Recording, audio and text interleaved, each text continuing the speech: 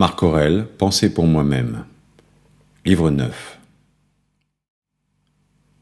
L'homme injuste est un impie, car la nature universelle a constitué les êtres raisonnables les uns pour les autres, de façon à ce qu'ils s'entraident selon leurs valeurs et ne se nuisent aucunement.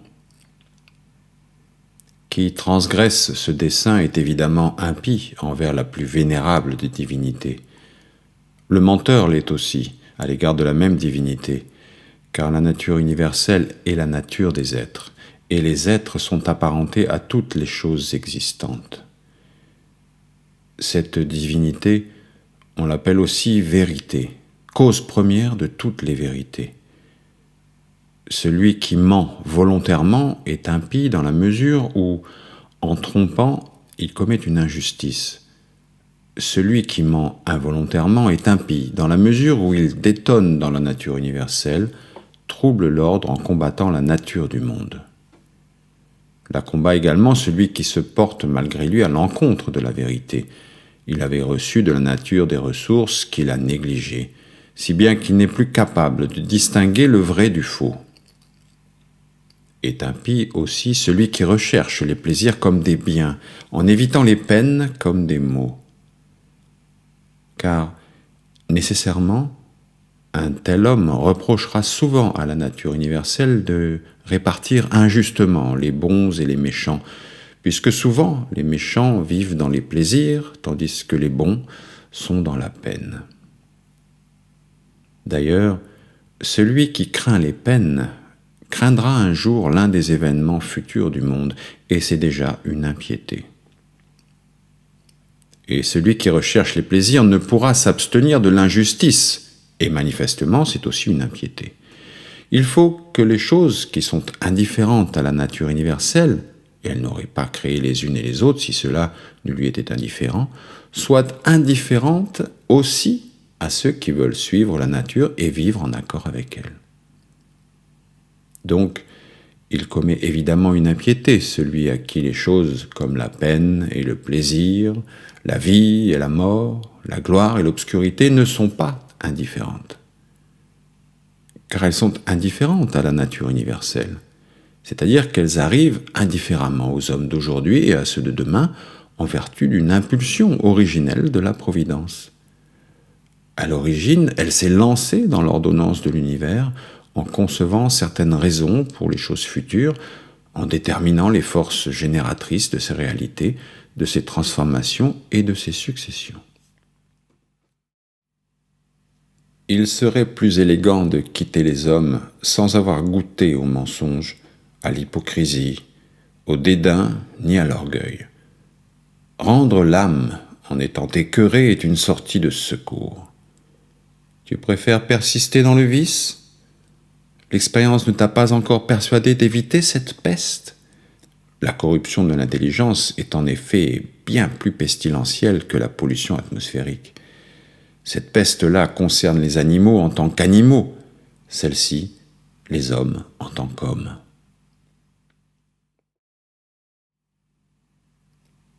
Ne méprise pas la mort. Il faut qu'elle te plaise, parce qu'elle a été voulue par la nature.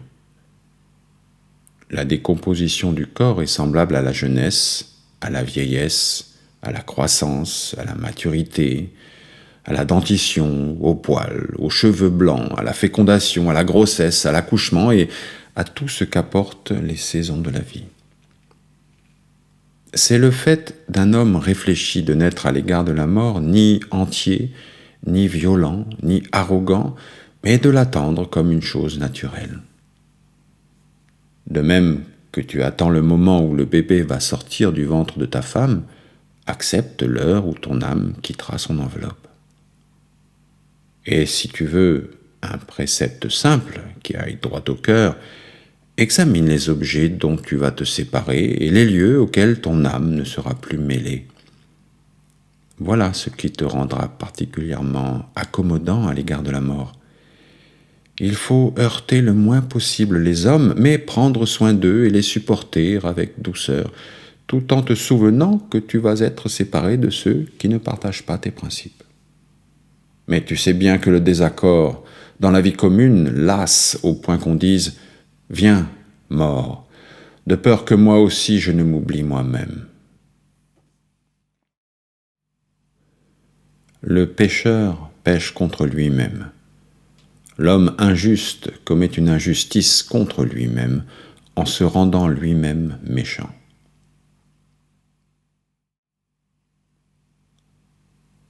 On est souvent injuste par omission et non seulement par action.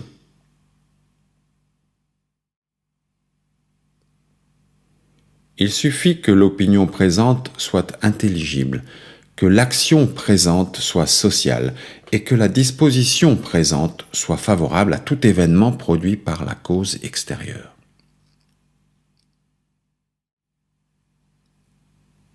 Efface l'imagination, refrène l'impulsion, éteins le désir, sois maître de ta conscience.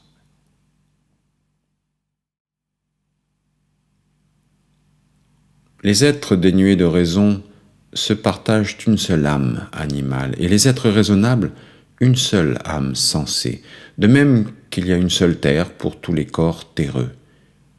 Comme tous les êtres qui voient et respirent, nous voyons grâce à une seule lumière et nous respirons un seul air. Tout ce qui participe d'une communauté recherche son semblable. Tout corps terreux est attiré vers la terre. Tout liquide s'écoule, et il en est de même pour les corps gazeux, de sorte qu'il faut toujours force et barrage. Le feu se propage en vertu du feu primordial. Il est tellement prêt à flamber que tout combustible un peu sec est inflammable aisément, car nul obstacle n'est opposé à sa combustion. De même, tout être qui participe de la nature sensée recherche son semblable et même davantage. Plus un être est supérieur aux autres, plus il est prêt à se mêler et à se confondre à ce qui lui est apparenté. C'est pourquoi on découvre, dès le règne des êtres dénués de raison, des ruches, des troupeaux, des nichés, comme des amours. En effet, déjà, là sont des âmes. Chez les êtres supérieurs, on rencontre un instinct grégaire plus intense que chez les plantes, les pierres ou les pièces de bois. Chez les êtres raisonnables, il y a des gouvernements, des amitiés, des familles, des réunions, et en cas de guerre, des traités, des trêves. Chez les êtres encore supérieurs, même s'ils sont distants, se forme une sorte d'union, comme pour les astres. Enfin, l'ascension vers ce qui est supérieur peut créer une sympathie, même entre des êtres distants. Cependant, vois ce qui se passe ici-bas. Seuls les êtres sensés oublient l'empressement et l'attirance qu'ils doivent avoir les uns pour les autres. C'est le seul cas où on ne voit plus d'affinité. Mais même en s'évitant, ils parviennent à se rejoindre, car la nature est la plus forte. Tu le verras si tu fais attention à ce que je dis. On trouverait plus facilement un corps terreux sans contact avec aucun corps terreux qu'un homme coupé des hommes. L'homme, Dieu et le monde portent chacun leurs fruits à leur saison propre. Qu'importe si l'usage courant n'use de ce mot que pour la vigne et les végétaux, quant à la raison, elle a un fruit commun et particulier qui en engendre d'autres, la raison elle-même. Si tu le peux, corrige-les. Sinon, souviens-toi que c'est pour cela que la bienveillance t'a été donnée. Même les dieux sont bienveillants envers de tels individus. Ils les aident pour bien des choses. Santé, richesse, gloire. Ils sont tellement bons. Tu le peux toi aussi. Qui t'en empêche? Travaille non comme un misérable, ni pour être plaint ou admiré, mais avec une seule volonté, t'agiter et t'apaiser comme la raison de la cité le juge bon.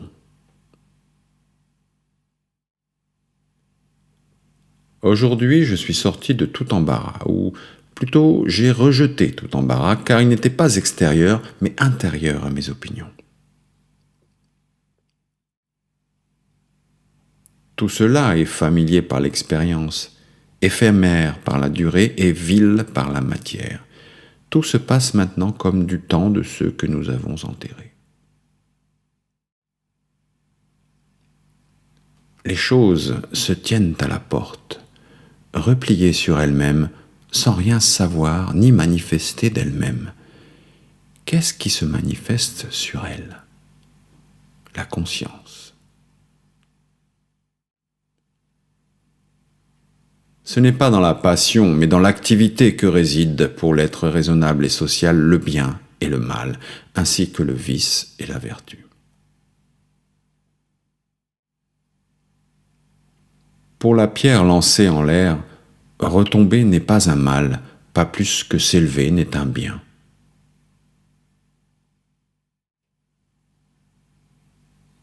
Pénètre leur conscience, et tu verras quels juges tu redoutes et quels juges ils sont à l'égard d'eux-mêmes.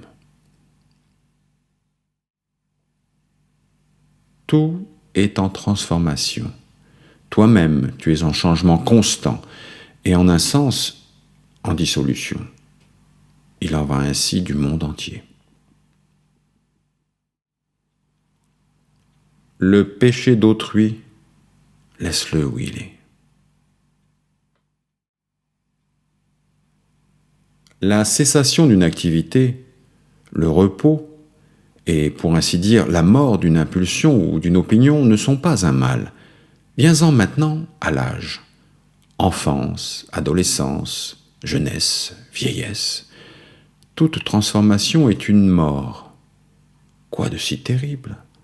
Passe maintenant à la vie que tu menais auprès de ton grand-père, puis de ta mère, puis de ton père adoptif, et en découvrant bien d'autres destructions, transformations et cessations, demande-toi, quoi de si terrible? Il en va de même pour la fin, le repos et la transformation de ta vie entière.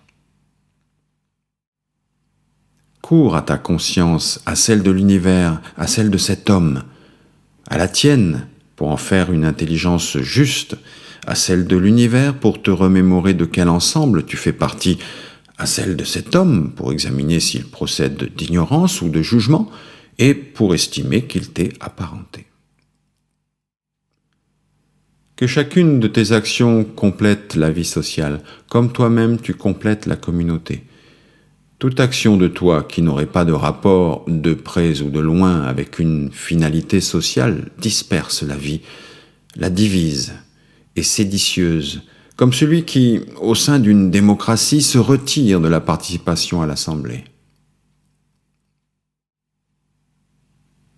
Colères et jeux d'enfants, souffle chargé de cadavres, pour citer sans équivoque l'évocation des morts.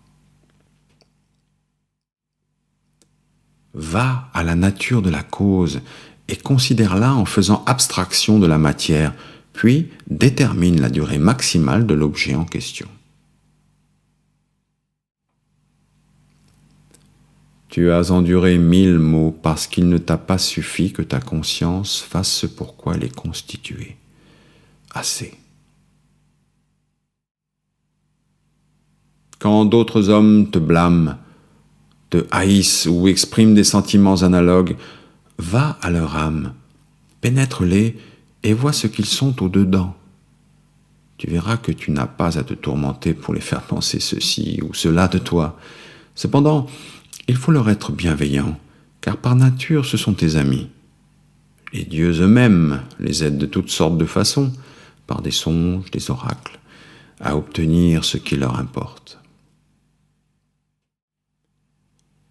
Tels sont les cycles du monde, de haut en bas, de siècle en siècle.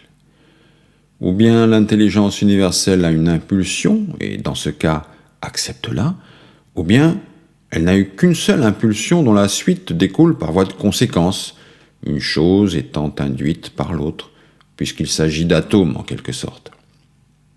Bref, s'il y a un Dieu, tout est bien, mais si tout est régi par le hasard, ne va pas toi aussi au hasard. Bientôt la terre nous recouvrira tous, puis elle se transformera, et les choses transformées se transformeront à leur tour, et ainsi de suite, à l'infini. Si l'on considère les vagues de transformation et de changement, ainsi que leur rapidité, on méprisera tout ce qui est mortel.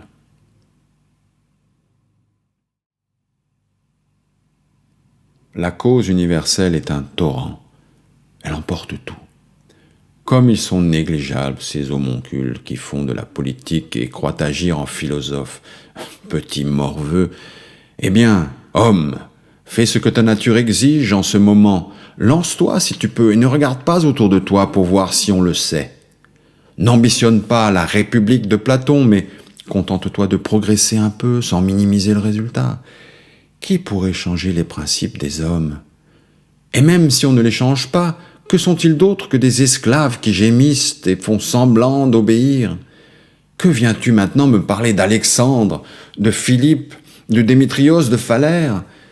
Je les suivrais s'ils avaient vu ce que voulait la nature universelle et s'ils s'étaient éduqués eux-mêmes.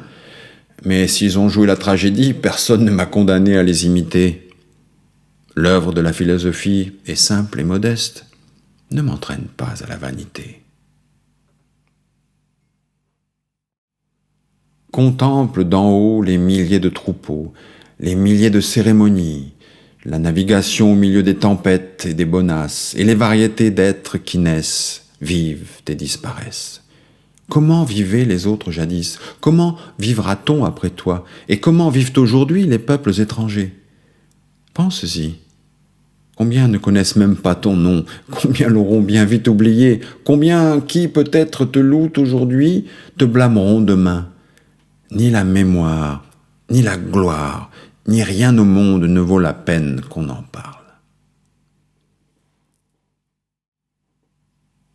Impassibilité à l'égard des événements qui résultent des causes extérieures, justice dans les activités dont tu es la cause, les impulsions et les actions qui débouchent sur une action sociale avec la conviction que c'est pour toi conforme à la nature. Si tu peux supprimer bien des obstacles superflus qui dépendent entièrement de ton opinion, tu t'ouvriras un large champ en embrassant en esprit le monde entier, en considérant l'éternité et en pensant à la rapide transformation de chaque chose en particulier. L'intervalle entre la naissance et la dissolution est bref, mais le temps qui précède la première est immense et celui qui suit la seconde, infini. Tout ce que tu vois sera bientôt détruit, et ceux qui l'auront détruit seront bientôt détruits à leur tour, et l'homme, mort de vieillesse, ne sera pas autre que celui qui a péri prématurément.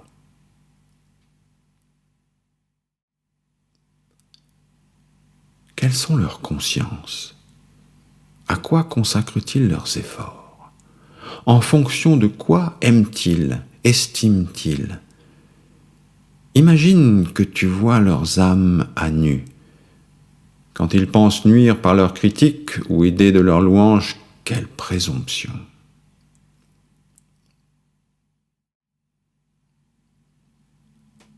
La perte n'est rien d'autre qu'une transformation.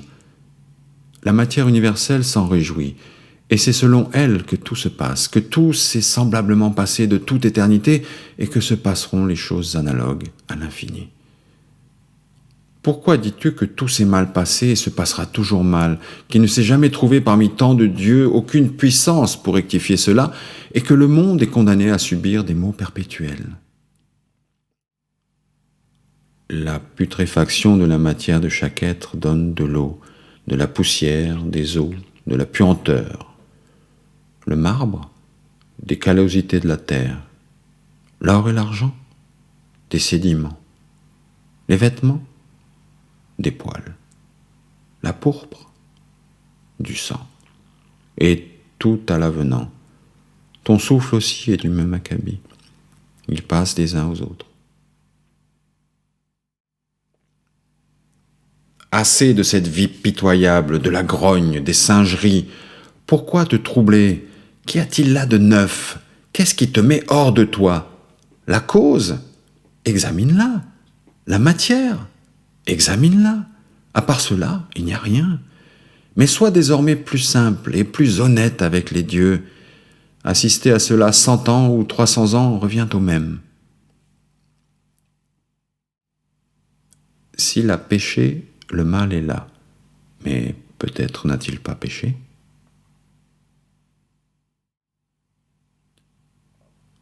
Ou bien tout provient d'une seule source sensée, comme pour un seul corps, et la partie n'a pas à se plaindre de ce qui arrive dans l'intérêt du tout, ou bien il s'agit d'atomes et qu'il n'y a rien d'autre que désordre et dispersion.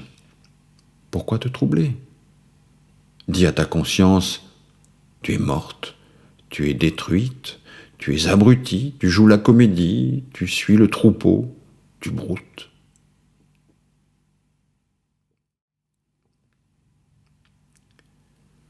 Ou bien les dieux n'ont aucun pouvoir, ou bien ils en ont. S'ils n'ont aucun pouvoir, à quoi bon prier? S'ils en ont, pourquoi ne pas les prier plutôt de t'accorder de ne rien craindre, rien désirer, rien déplorer, au lieu de leur demander qu'arrive ou n'arrive pas ceci ou cela? Car s'ils peuvent assister les hommes, ils les peuvent assister en tout. Mais tu diras peut-être, c'est de moi que les dieux ont fait dépendre cela. Mais alors, ne vaut-il pas mieux te servir en toute liberté de ce qui dépend de toi au lieu d'attacher de l'importance à ce qui ne dépend pas de toi, avec soumission et bassesse? Qui te dit que les dieux ne nous aident pas également pour ce qui dépend de nous? Commence par les en prier et tu verras. Cet homme prie ainsi, « J'aimerais coucher avec cette femme. » Toi, que je ne désire pas coucher avec cette femme. Un autre, que je sois débarrassé de ceci.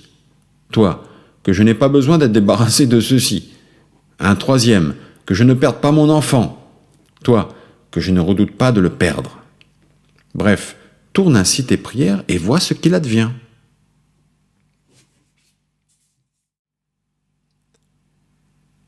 Épicure dit « Pendant ma maladie, mes entretiens ne portaient pas sur mes souffrances physiques, je n'en parlais pas à mes visiteurs. Je continuais à me préoccuper de questions naturelles et tout particulièrement de celle-ci. Comment se fait-il que la pensée qui a eu sa part des mouvements de la chair reste à l'abri des troubles et veille à son propre bien? Je ne laissais pas non plus les médecins s'enorgueillir de leur pouvoir et ma vie se passait bel et bien. Et les mêmes considérations dans la maladie, si tu tombes malade, comme dans toute autre difficulté. En effet, quoi qu'il arrive, il ne faut pas s'écarter de la philosophie, et celui qui s'attache à connaître la nature ne doit pas bavarder avec les ignorants. Ce précepte est commun à toutes les écoles. Il s'agit de s'en tenir à l'action présente et à l'instrument employé. Quand tu te heurtes à l'impudence de quelqu'un, demande-toi aussitôt, pourrait-il y avoir un monde sans impudents? Non. Alors, ne réclame donc pas l'impossible. Cet homme est l'un des impudents qui, nécessairement, doivent être de ce monde. Et à l'esprit la même question pour le scélérat, le fourbe et tout autre pécheur. Non seulement tu auras présent à l'esprit qu'il est impossible qu'il n'existe pas de gens de cette espèce, mais tu n'en seras que plus indulgent envers chacun pris isolément. Il est également très utile de songer aussitôt à la vertu dont la nature a doté l'homme pour lutter contre ce péché. Elle nous a donné une faculté antidote de chaque péché, comme la douceur contre l'arrogance. En somme, il t'est toujours loisible de corriger celui qui s'est égaré. Or, tout pécheur manque son objet et s'égare. En quoi t'a-t-il nui? Aucun de ceux contre lesquels tu t'excites n'a avili ta pensée. Or, c'est là que réside le fond du mal et du dommage chez toi. Quoi de mal ou d'étrange à ce qu'un ignorant agisse en ignorant? Vois plutôt si tu ne dois pas t'accuser toi-même de n'avoir pas prévu qu'il allait commettre ce péché. Car, par ta raison, tu étais en mesure de penser qu'il pouvait le faire, mais comme tu l'as oublié, tu t'étonnes qu'il l'ait fait. Quand tu lui reproches sa perfidie ou son ingratitude, retourne le reproche sur toi-même. Car c'est évidemment de ta faute si tu as cru qu'un homme avec de telles dispositions allait tenir parole. C'est ta faute si tu ne lui as pas rendu service avec réserve pour retirer son fruit à son action. Quand on a fait du bien à un homme, que vouloir de plus? Ne te suffit-il pas d'avoir agi selon ta nature? Tu cherches un salaire. C'est comme si l'œil réclamait une récompense pour voir et les pieds pour marcher. De même qu'ils sont faits pour cela, et qu'en l'exécutant selon leur propre constitution, ils atteignent leur but propre, quand l'homme, naturellement bienfaisant, accomplit un bienfait ou rend service dans la vie de tous les jours, il réalise l'objet de sa constitution, il atteint son but.